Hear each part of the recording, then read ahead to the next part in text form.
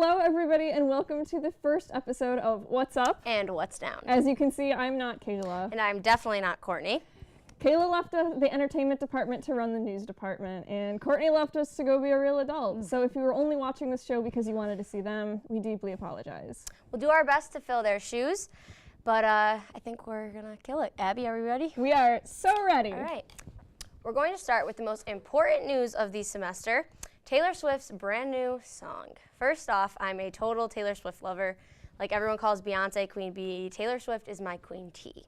Her new song, Look What You Made Me Do, proves what a straight savage Taylor is. In her new single, she throws digs at people in Hollywood that hate on her for her music, her friends, or basically whatever she does with her life. Taylor starts by throwing shade at Kanye West for making her look like a fool in their ongoing feud, and then throws a dig at his tilted stage he used for the St. Pablo tour. She also references the infamous phone call with West about his song Famous, when she sings the lyrics, "I'm sorry, the old Taylor Swift can't come to the phone right now. Why? Oh, 'cause she's dead." Now we get to Katy Perry. Don't even get me started on that girl, okay? But moving on, I'll do that another day. Taylor sings the lyrics, "I don't like your kingdom keys, they once belonged to me. You asked me for a place to sleep, locked me out, and threw a feast." The two have also had an ongoing feud, and the lyrics about throwing a feast are in reference to Perry's video about her single, Bon Appetit, that was inspired by a feast. Then Swift sings about the world going on in drama and all that stuff, and how karma is eventually going to get everyone, and threatening all the people that wronged her and judged her, and karma will eventually get them. So I could go on for hours about this, but I don't want to monopolize all of our time, so I'll get to the most savage point in Taylor Swift's video. She's laying in a bathtub of diamonds and jewels with just one single dollar bill. Just a single dollar bill laying next to her head. This is a reference to her case that she won, her sexual assault case that she won, against former radio DJ David Mueller. I don't care what anyone says about Taylor. I think she's great. Kudos to Taylor Swift. I'm definitely giving this one an up. You know, I used to be a really big Taylor Swift fan, but, you know, I think she's a little overrated now. She's Abby. just trying too hard. I'm sorry. I don't appreciate the fact that I am appalled. She's like, you know, she used to be such like a good person. You know, she was like this all-American girl, and then she just like totally was like, all right, screw everybody else. I think she is an all-American person because, you know, like she's being herself, and she's like encouraging people to like get up and be themselves, and like, you know, don't let people hate on you. I suppose I could give that an up, I guess we can agree to disagree if you want. I guess so. All right.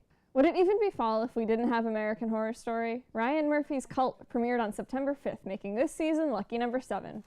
Allie and her wife Ivy are the average modern-day couple, shocked and shaken by Hillary Clinton's loss in the 2016 presidential election. Triggered by the sweep of Donald Trump, Allie's phobias she had earlier in life have returned and seriously caused damage to her relationships and with society.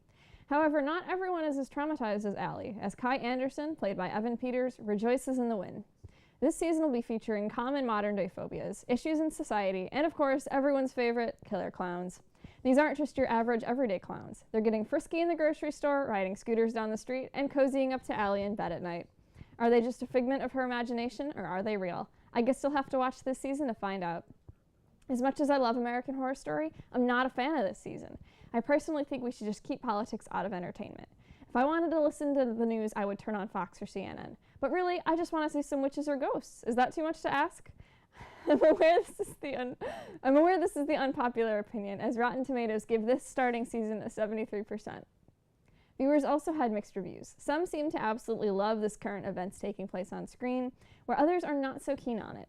So as much as I adore Ryan Murphy and miss the queen that was Jessica Lange, I've got to give this one a down. Of course, I'm still going to watch it weekly, but it'll be interesting to see where this goes. Yeah, I agree. I don't really watch American Horror Story, but I don't like when politics are like brought into every single thing. It's like we hear about it enough, like on the news. Like, can we just like enjoy normal television for a few moments? American Horror Story used to be like ghosts haunting people and like people getting possessed. Like and that's people all rising from the dead. Exactly. Yeah.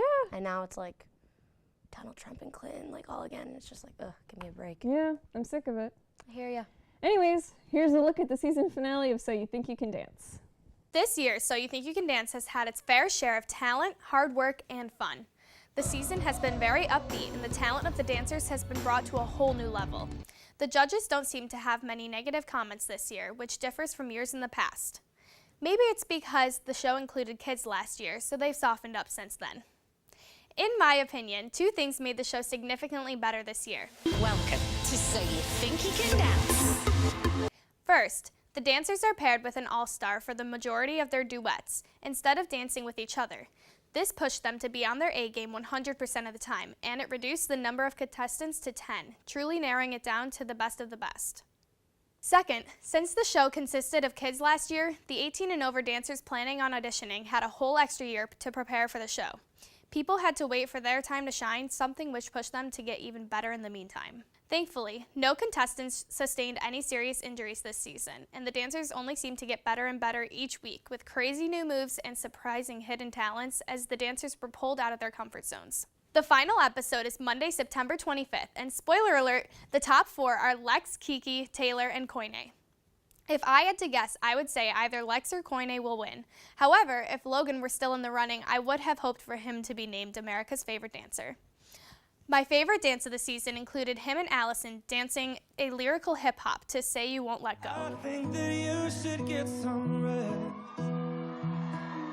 I knew I loved you then. All four of the finalists have been killing it all season, with Kiki being most improved, Lex most versatile, Taylor best technique, and Koine starting strong from her Academy Week dance with Marco and growing technically and emotionally ever since. The top four performance showcased each dancer so well, and in their group dance, their representations of earth, water, fire, and wind portrayed them each as the individual dancers they are.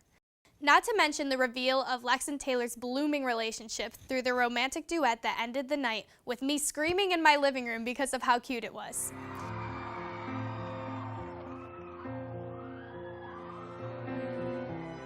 Be sure to tune into Fox next Monday at 8 p.m. to catch the results of who gets named America's favorite dancer on the 14th season of So You Think You Can Dance.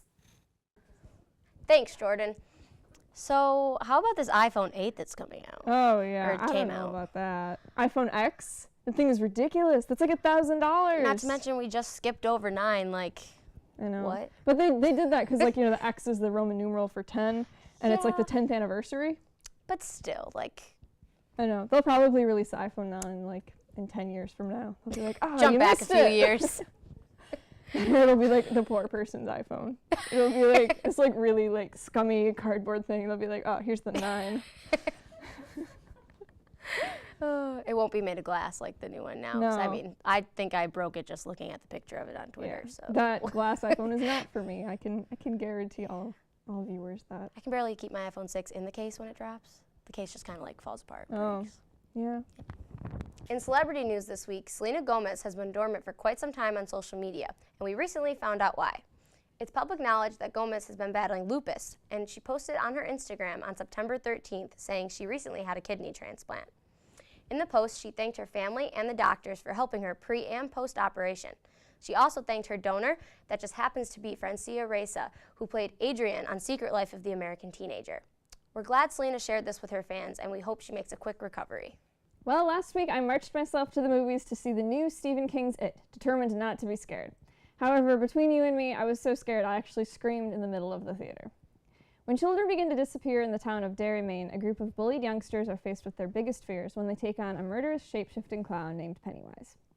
It's been many years since I've hid my face in my hands from a movie, but there I sat, completely terrified, unable to tear my eyes from the screen, and that was only 10 minutes in. So if you're a brave soul, I completely recommend it. However, if you scare easily or are even a little put off by clowns, this is not the movie for you. I give this movie an up. 100% would recommend to a friend, as long as that friend is willing to check under my bed and in my closet for shape-shifting clowns. I'll give that an up along with you because I hate scary movies. Like, I'm talking like sleep with the covers up to my eyebrows, can't see anything else in the room, hate them. You know, I'm not gonna lie, I had some weird dreams that night, definitely involving clowns, but you know. Clowns, ugh.